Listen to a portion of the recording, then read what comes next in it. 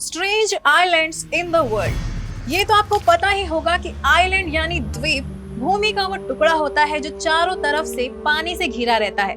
कुछ द्वीप बड़े होते हैं और इंसानों के रहने लायक होते हैं, जहां इंसान रहते हैं और धीरे धीरे वो एक शहर और फिर एक देश बन जाता है। ऐसे देशों को द्वीप देश कहते हैं, जैसे बोर्नियो द्वीप जो कि चारों तरफ से पानी से घिरा हुआ है। ये 3 देशों में बटा हुआ है, इंडोनेशिया, मलेशिया और ब्रुनेई। ऐसे ही कई सारे देश एक द्वीप हैं जो कि बहुत ही खूबसूरत हैं, लेकिन कुछ द्वीप इंसानों के रहने लायक नहीं होते। साथ ही कुछ द्वीप ऐसे भी हैं जहां इंसान रहते तो थे, लेकिन ये द्वीप इतने स्ट्रेंज थे कि लोगों ने यहाँ रहना छोड़ दिया। अब ये द्वीप वीरान पड़े हैं और आज हम ऐसे ही कुछ आइलैंड्स के बारे में आपको बताएंगे जहां इंसान भी नहीं रहते, साथ ही आइलैंड्स काफी स्ट्रेंज भी हैं। तो चलिए देखते हैं कि आखिर क्यों इन आइलैंड्स को स्ट्रेंज आइलैंड्स कहा जाता है। ला इस्ला डे ला म्यूनेकस, इसे गोड़ियों का द्वीप या डॉल्स आइलैंड भी कहा जाता है। ये जगह दिखने में बहुत ही डरावनी है और शायद ही आज तक किसी ने यहाँ अकेले जाने की हिम्मत दिखाई होगी। ये मैक्सिको सिटी के दक्षिण में जोचिमिको कनाल में एक छोटा सा द्वीप है। कहते हैं कि ये कभी एक खूबसूरत जगह हुआ करती थी, लेकिन पेड़ पर लटकती हुई अनगिनत डॉल्स ने इसे एक डरावना द्वीप बना दिया है। यहाँ के स्थानीय लोगों का मानना है कि इन गुड़ियों में एक छोटी बच्ची की आत्मा है। 2001 तक यहाँ एक केयर टेकर रहता था जिसका नाम था डॉन जूलियन सेंटाना बरेरा। एक दिन उसे पानी में एक बच्ची की तैरती हुई लाश मिली। उसने बच्ची को निकाला तो उसकी सांसें अभी भी चल रही थी, लेकिन जूलियन उसे नहीं बचा सका।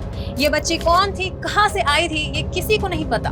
उस बच्ची की मौत के बाद एक गुड़िया भी तैरती हुई आई।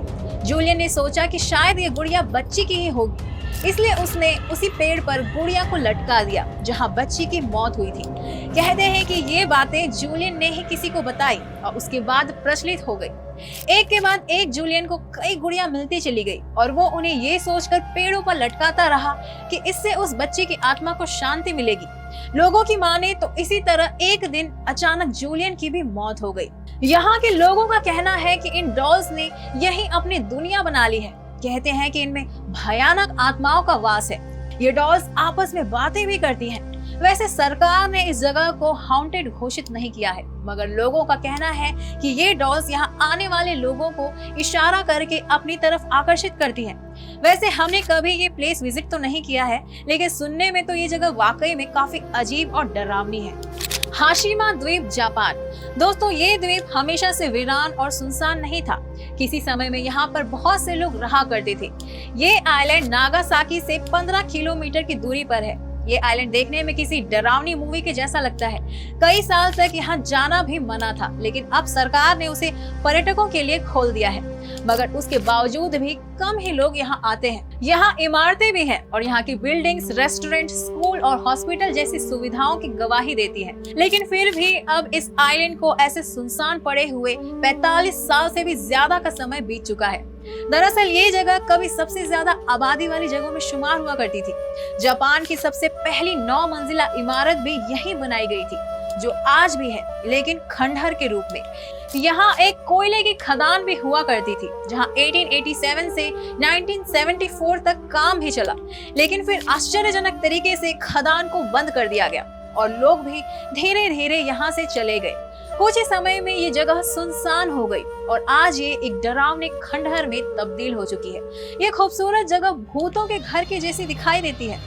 2009 में इस जगह को पर्यटकों के लिए दोबारा खोला गया था, लेकिन 13 साल बाद भी यहाँ बहुत ही कम लोग आते जाते हैं। उत्तर प्रहरी द्वीप, ये द्वीप बंगाल की खाड़ी में स्थित है, जो भारत के अंडमान निकोबार द्वीप समूह में से एक है। उत्तरी प्रहरी द्वीप, यहाँ एक ऐसी जनजाति रहती है जो आज भी बाहरी दुनिया से बिल्कुल अनजान है। ये लोग अपनी द्वीप से बाहर के लोगों से कोई भी कांटेक्ट करने का विरोध करते हैं और ये बहुत आक्रामक भी है। शायद ही कभी कोई मनुष्य इस द्वीप पर रहने वाले मनुष्यों से मिला होगा। अगर कोई भी इनके इस द्वीप पर जाने की कोशिश करता है तो ये लोग दूर से ही तीरों की बौछार करने लगते हैं। ये लोग जिस तरह से रहते हैं, ये कहना गलत नहीं होगा कि इनकी दुनिया हमारी दुनिया से बिल्कुल अलग है। वैज्ञानिकों की माने तो ये लोग कई सालों पहले अफ्रीका से पलायन करके यहाँ आकर बस गए थे। इन्हें केवल दूर से ही देखा जा सकता है और वो भी सुरक्षित नहीं है। अगर यहाँ कोई आपदा आ जाती है तो एक हेलीकॉप्टर यहाँ उतारा जाता है। थोड़ा नीचे जाते ही ये लोग तीरों से हमला कर देते हैं, जिससे मालूम हो जाता है कि ये सुरक्षित है। ये हमारी तरह कपड़े नहीं पहनते, खेती और शिकार करके जीवन गुजारते हैं। पुरुषों के पास धनुष होते हैं, महिलाएं जंगल से खाना ढूंढती हैं। इनके बारे में ज्यादा कुछ कहा नहीं जा सकता क्योंकि ये लोग बिल्कुल अलग हैं। 2017 में भारत सरकार ने इन जनजातियों के वीडियो लेना और फोटोज लेना गैर कानूनी घोषित किया। इसके लिए 3 साल की सजा हो सकती है। ये लोग मुद्रा के बारे में भी नहीं जानते होंगे, कभी मोबाइल भी इन्होंने नहीं देखा होगा। हेलीकॉप्टर से देखने में ये जगह बहुत खूबसूरत है। खबरों की माने तो अब इनकी संख्या केवल 50 से 150 के बीच ही रह गई है। इसोला ला गियोला, इसे कर्स्ड आइलैंड यानी शापित द्वीप भी कहा जाता है। ये द्वीप दिखने में जितना खूबसूरत है उतना ही अजीब और रहस्यमय भी है। ये द्वीप नेपाल के तट से कुछ दूरी पर है। असल में ये 2 छोटे छोटे द्वीप हैं जो एक पुल से जुड़े हुए हैं। यहाँ कोई भी इंसान नहीं रहता। इसके पास्ट में रह चुके कई मालिकों की रहस्यमय तरीके से असमय मृत्यु हो गई। जब लोगों ने ये नोटिस करना शुरू किया तो इसे शापित माना जाने लगा। मौत का ये सिलसिला 1920 में शुरू हुआ था, जब इसके मालिक हैंस ब्राउन का कत्ल हो गया और उनकी पत्नी समुद्र में डूब गई। और इसके बाद इस द्वीप के अगले मालिक ओटो ग्रैनबैक की भी हार्ट अटैक से मौत हो गई। फिर अगले मालिक ने आत्महत्या कर ली। इसके अगले मालिक बैरन कार्ल पॉल एक जर्मन स्टील इंडस्ट्रियलिस्ट थे, जो कि आगे चलकर आर्थिक तौर पर बर्बाद हो गए। इसके एक मालिक ने जब इस आइलैंड को खरीदा तो उनका पोता किडनैप हो गया। इसके आखिरी ओनर गियान पसेल ग्रेफोर को जेल हो गई क्योंकि उनकी इंश्योरेंस कंपनी बुरी तरह से बर्बाद हो गई थी। इसके बाद इस आइलैंड को शापित माना जाने लगा और आज भी ये बात लोगों को सबसे ज्यादा रहस्यमय और अजीब लगती है। सेबल आइलैंड, ये आइलैंड केवल यहाँ होने वाली दुर्घटनाओं की वजह से ही नहीं बल्कि अपने व्यू की वजह से भी बहुत स्ट्रेंज है। यहाँ सफेद कोहरा छाया रहता है और यहाँ पर रेत समुद्र की तरह दिखाई देती है। दूर से ऐसा व्यू होने के कारण यहाँ कई जहाज दुर्घटनाग्रस्त हो चुके हैं। ये आइलैंड नोवा स्कोटिया से 100 मील की दूरी पर है। 42 किलोमीटर लंबे और लगभग 1.5 किलोमीटर चौड़े इस आइलैंड को अटलांटिक का कब्रिस्तान भी कहा जाता है और आज तक यहाँ 350 से भी ज्यादा जहाज डूब चुके हैं, जिसकी वजह से कई मौतें हो चुकी हैं। लेकिन इसी के साथ ये जंगली घोड़ों का घर भी है।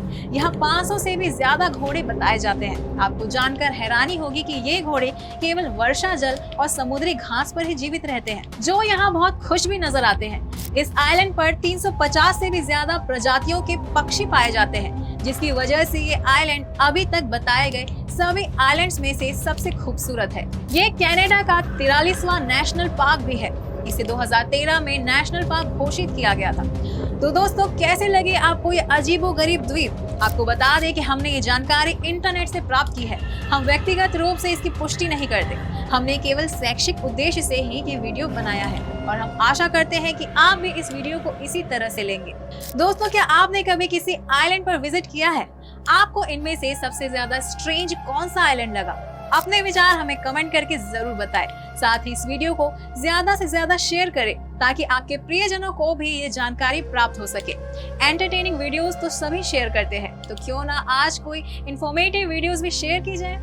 दोस्तों, अगर आपको ऐसे इंफॉर्मेटिव वीडियोस देखना पसंद है तो हमारे चैनल को सब्सक्राइब जरूर करें और डेली न्यू अपडेट्स के लिए हमारे फेसबुक पेज को फॉलो करना ना भूलें। धन्यवाद।